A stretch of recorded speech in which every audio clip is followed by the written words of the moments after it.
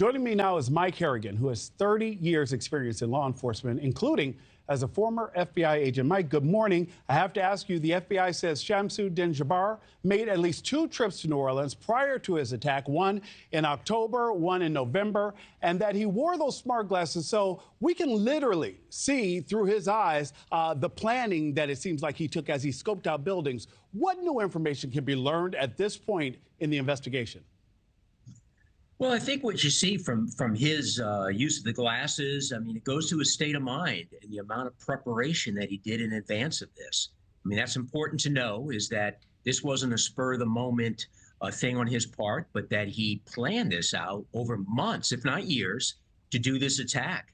And utilizing those glasses gave him some good intelligence on the ground. It allowed him to see the perspective he would have as he drove a vehicle similar to that down the street, and just help them plan it out.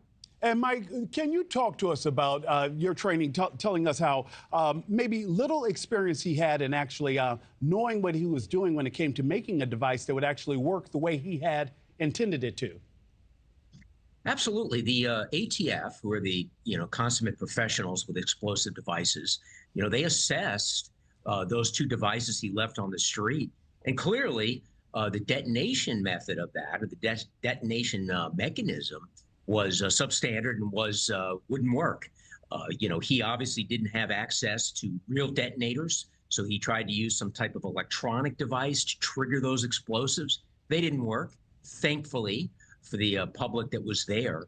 But it shows that he really wasn't competent in doing an explosive attack, and that his focus shifted really to doing a vehicular attack, knowing that there would be a lot of people out on the street that night, and that he took advantage of a gap in security there and caused maximum mayhem with his vehicle.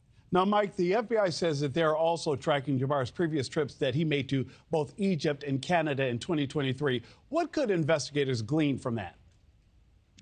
Well, I think from those trips there, they're concerning. Anytime a subject goes overseas, you have to ask, who was he meeting with?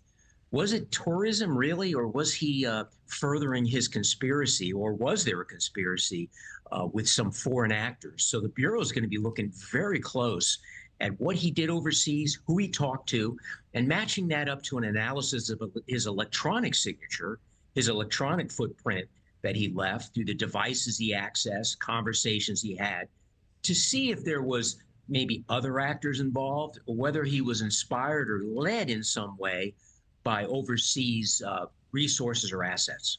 Mike Harrigan, thank you again. Clearly, we have a lot more we need to learn about exactly what his movements were. Mike, thank you so much and have a good day. Thanks for watching, everybody. Go to joinnn.com to find NewsNation on your television provider. Also, don't forget to click that red subscribe button below to get more of NewsNation's fact-driven, unbiased coverage.